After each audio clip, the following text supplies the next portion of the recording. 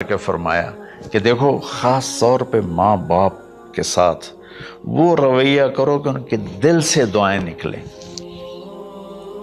چند دن پہلے ایک والد یوں ہاتھ اٹھا کے کہہ رہا تھا اپنے بیٹے، اکلوتا بیٹا، میں منگنا اللہ کو لو اللہ تینوں چاہ لگے۔ باپ بیٹے کے لیے یہ دعا مانگ رہا تھا اور بیٹا اکیلا ہے، یہ بد دعا باپ کر رہا ہے۔ شخص آیا حضرت عبید بن عمیر کے پاس کہ حضرت میں نے ماں کو اپنے کندھے پہ بٹھا کے پیدل حج کرایا ہے، مینا لے گیا، عرفات لے گیا، مزدلفہ، پھر مینا، پھر مکہ، تو کیا میں نے ماں کا حق ادا کر دیا؟ میں نے فرمایا ولا طلقۃ واحدہ، بیٹا ابھی ایک طلقہ کا حق بھی ادا نہیں ہو۔ طلقہ کسے کہتے ہیں؟ جب بچہ پیدا ہونے کا وقت آتا ہے تو ماں کو دردوں کی لہریں اٹھتی ہیں، وہ اتنی خوفناک ہوتی ہیں کہ ماں چیخ چیخ کے رہ جاتی ہے، اور بعض اوقات ڈیلیوری لیٹ ہو جاتی ہے تو وہ تڑپتی ہے، روتی ہے۔ وہ جو لہریں ہیں نا پیٹ میں آتی ہیں جاتی ہیں، آتی ہیں جاتی ہیں، ایک لہر جو درد کی اٹھتی ہے اس کو کہتے ہیں طلقہ۔ میں قربان جاؤں، انہوں نے فرمایا بیٹا ابھی تیری ماں نے جو تجھے جنا تھا اس وقت جو تجھے وہ تیری ماں نے درد کی لہریں برداشت کی تھی، اس میں سے ایک لہر کا بھی حق ادا نہیں ہوا، یعنی کہ حق ادا ہو ہی نہیں سکتے۔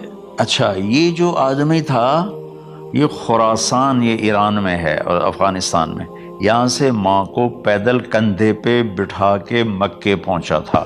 اندازہ لگا اس نے کتنی مشقت اٹھائی۔ اور عبید اللہ بن عمیر کہتے ہیں بیٹا ابھی ایک لہر کا حق ادا نہیں ہوا۔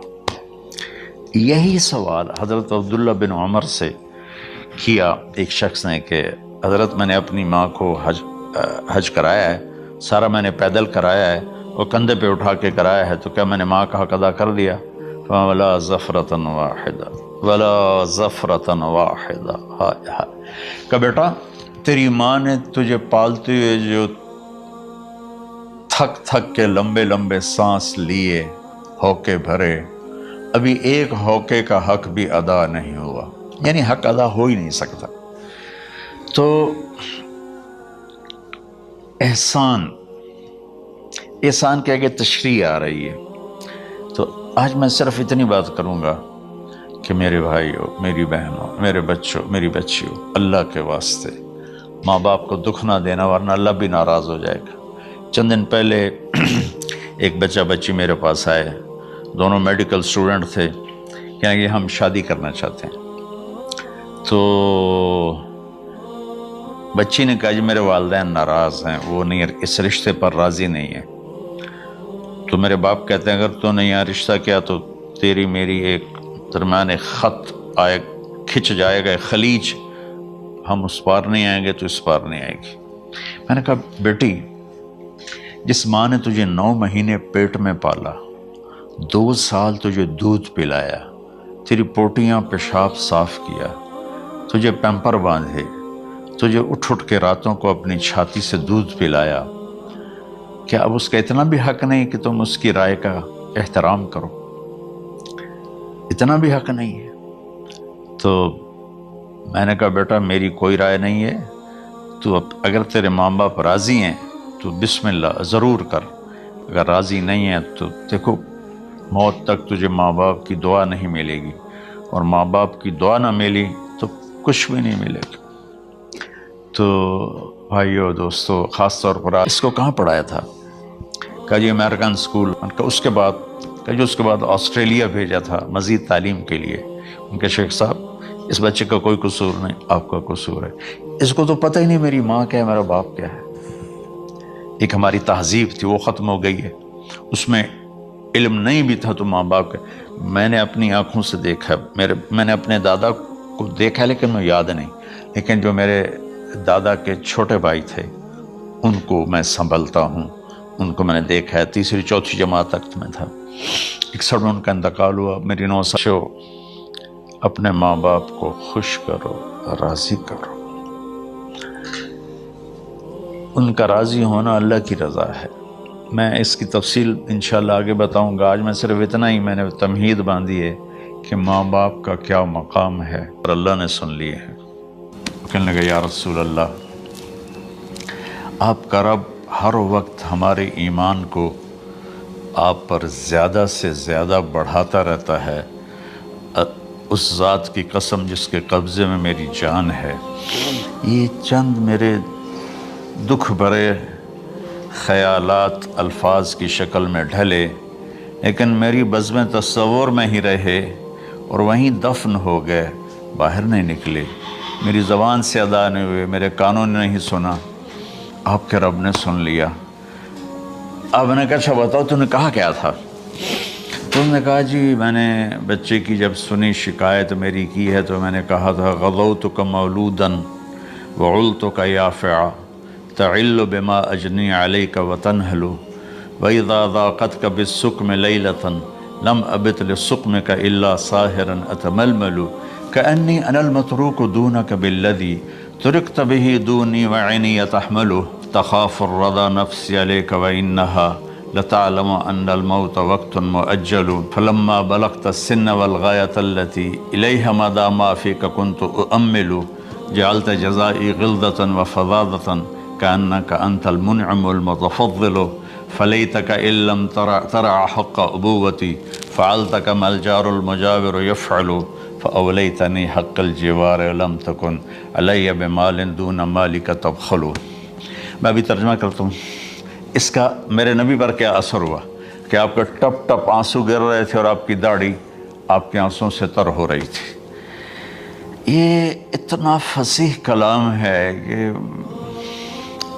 عربوں کو بھی پسینہ آ جائے گا ترجمہ کرنے کے لیے، تو میں تو عربی نہیں ہوں، لیکن یہ فخر تو حاصل ہے، بھلے ہیں یا برے ہیں، دو چار قدم ہم بھی تیرے ساتھ چلے ہیں۔ کچھ عرصہ اہل علم کی محفلوں میں بیٹھے، کچھ زبان کی شناسائی ہوئی، تو میں اپنی کم مائگی کے ساتھ اس کا ترجمہ کروں گا۔ وہ کہتا ہے غزوتک مولودا وعلتک یافعا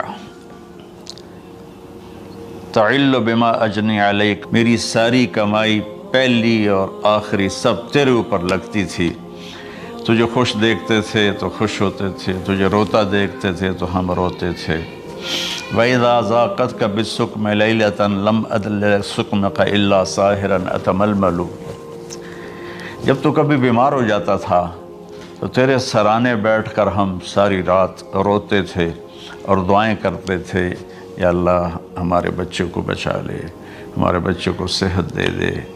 اس تڑپ میں ساری ساری رات میں جاگتا تھا، تیرے لیے میں نے اپنا سب کچھ لگا دیا، اپنے لیے جینا چھوڑ دیا، اپنی خواہشات کو دبایا، تیری ہر خواہش کو پورا کیا، تجھے مسکرانے کے لیے، تجھے ہنسانے کے لیے میں دھکے دھوڑے کھاتا رہا، کبھی گرمی لو کی جھلسا دینے والی ریت اور کبھی سردی کے سرد ہوا کے تھپیڑے، لیکن میں ان دونوں سے گزرتا ہوا تجھے پالنے کی خاطر اپنے آپ کو کھپاتا رہا۔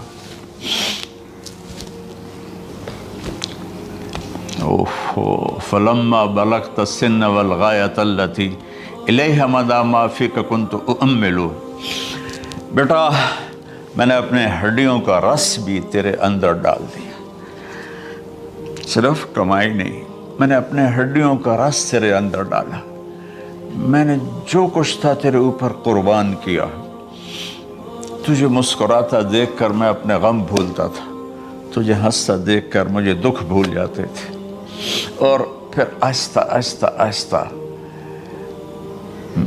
میری ہڈیوں کا گودا، میری کمائی تیرے اندر گئی اور تو ایک خوبصورت درخت کی طرح بڑھتا چلا گیا، بڑھتا چلا گیا، بڑھتا چلا گیا، بڑھتا چلا گیا، اور میری بڑھاپے نے کمر جھکا دی اور میں جھکتا چلا گیا، جھکتا چلا گیا۔ میرا خیال تھا کہ جیسے میں اس کی انگلی پکڑ کے چلتا تھا، اب میری باری ہے، یہ میری انگلی پکڑ کے چلے گا، جیسے میں اسے سینے سے لگاتا تھا، پیار کرتا تھا، جھولے جھلاتا تھا، باغ میں لے جاتا تھا، یہ ساری اس کی تعبیرات کے اندر داخل ہیں، الفاظ میں نہیں ہیں۔ تو مجھے خیال آتا تھا جب میں بوڑھا ہو جاؤں گا نا تو میرا بیٹا بھی مجھے ایسے ہی لے کے پھرے گا، میرا بیٹا بھی میری سنے گا۔ یہ 100 دفعہ پوچھتا تھا یہ کیا ہے، اور میں ہر دفعہ جواب دیتا تھا یہ ہے۔ تو اب میں بوڑھاپے میں اس سے بات کروں گا، یہ میری بات سنے گا۔ میں اس کو نوالے کھلاتا تھا، یہ مجھے روٹی کھلائے گا۔ میں اس کا انگلی پکڑ کے چلتا تھا، یہ میرا ہاتھ پکڑ کے چلے گا۔ میری کمر بڑھاپے نے جھکا دی اور میں ایک خشک پیڑ کی طرح ہو گیا، اور جوانی نے تیری کمر کو سیدھا کیا اور تو ایک تر و تازہ درخت بن گیا۔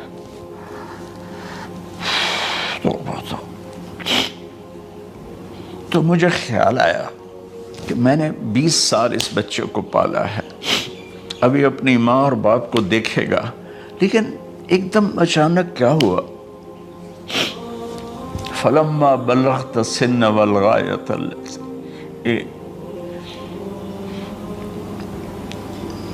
إِلَيْهَا مَدَى مَا فِيكَ كُنْتُ أُؤَمِّلُ، جب تو اس عمر کو پہنچا جس میں ہماری امیدیں تیرے ساتھ لگ گئیں، ہمیں بڑھاپے نے بے آسرا کر دیا اور تیری جوانی نے تجھے ہمت دے دی، تب ہمارا خیال آیا کہ اب یہ ہمارے ساتھ وہی کرے گا جو ہم نے اس کے ساتھ کیا۔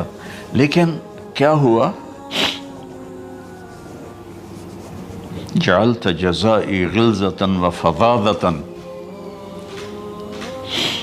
كأنك أنت المنعم المتفضل، تو اتنا بدتمیز ہوا، تیری زبان چھری بن گئی، تیرا رویہ زہر بن گیا، اور میری ساری زندگی کی محنت کا بدلہ تو نے مجھے نافرمانی سے دیا، بد اخلاقی سے دیا، بدتمیزی سے دیا۔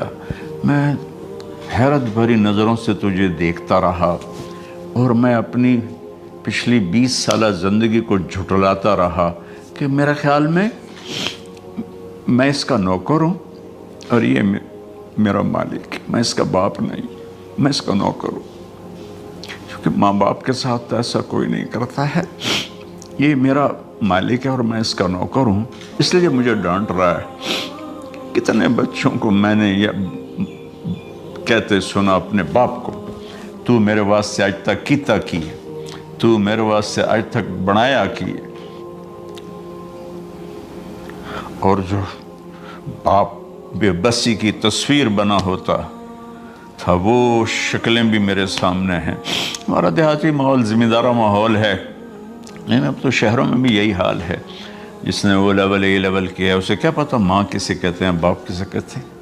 تو میں نے اپنی آنکھوں سے باپ کی بے بسی اور بیٹے کا غرانہ ایک دفعہ نہیں کتنی دفعہ دیکھا۔ تو میرے واسطے آج تک ہی کیتا ہے، تو میرے واسطے آج تک ہی بنایا ہے۔ وہ کہتا ہے اچھا میرا بچہ جداں جوان ہو سو آپ پہ سمجھ جسو۔ جبریل انسانی شکل میں آئے کہ یا رسول اللہ کچھ سوال کی، قیامت کب آئے گی؟ کہ اللہ کو پتہ ہے۔ کہ کوئی نشانی؟ فرمایا جب دیکھو کہ بیٹیاں بھی ماؤں کو نوکر کی طرح دھتکار رہے ہوں تو سمجھنا قیامت آنے والی ہے۔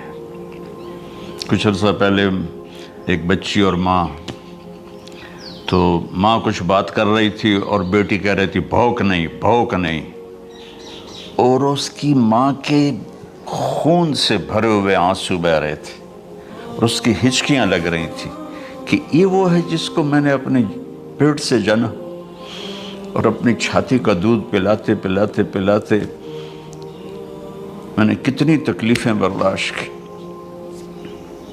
اور آج کر یہ بھوک نہیں۔ تو کمال کے اشعار میں سوچ رہا ہوں جب میرا یہ حال ہے 1400 سال بعد کہ میرے آنسو نہیں رک رہے، تو اللہ کے نبی تو زارو قطار روئے تھے، داڑھی آنسوں سے تر ہو گئی تھی۔ کہا بیٹا جب تو تو نے میری ساری زندگی کی محنتوں کا بدلہ بدتمیزی سے دیا، گالی گلوچ سے دیا، دھکے دے کر باپ کو گھر سے نکال دیتے ہیں۔ تو بیٹا میں یہ سمجھا کہ تو نے ایک خواب دیکھا تھا، کہ تو باپ ہے اور یہ بیٹا ہے۔ اصل حقیقت یہ ہے کہ یہ مالک ہے اور میں نوکر ہوں۔ پھر آگے کہتا فَلَيْتَكَ إِن لَّمْ تَرَ حَقَّ أُبُوَّتِي فَعَلْتَ كَمَا الْجَارُ الْمُجَاوِرُ يَفْعَلُ۔ اچھا چلو بیٹا، تو نے مجھے باپ تو نہ سمجھا، چلو ایک پڑوسی سمجھ لو۔ عرب میں پڑوسی کا بہت خیال کیا جاتا تھا، اور یہ عرب کی شان تھی کہ اپنے پڑوسی کو وہ عزت دیتے تھے جو اپنے گھر میں ایک دوسرے کو عزت دیتے تھے۔ تو اس نے پھر اس کی طرف اشارہ کیا کہ اگر میں تیرا باپ نہیں ہوں، تیرے رویوں کو دیکھ کر تو یہی لگتا ہے کہ میں تیرا نوکر ہوں، تو میرا مالک ہے، تو چلو اتنا تو کر دے جتنا ایک پڑوسی کے ساتھ کرتا ہے۔ فَأَوْلَيْتَنِي حَقَّ الْجِوَارِ وَلَمْ تَكُنْ عَلَيَّ بِمَالٍ دُونَ مَالِكَ تَبْخَلُ۔ تو پڑوسی پر تو عرب خرچ کرتے ہیں، تو بھی تھوڑا سا میرے اوپر خرچ کر دیتا ہے، اور تو بخیل نہ بنتا ہے، اور میرے خواب میں چلتا ہوں تو میرے آگے نہیں چلتا، میرے پیچھے چلتا ہے۔ جب کہیں بیٹھنے کا موقع آتا ہے تو یہ پہلے نہیں بیٹھتا، پہلے مجھے بٹھاتا ہے، پھر خود بیٹھتا ہے۔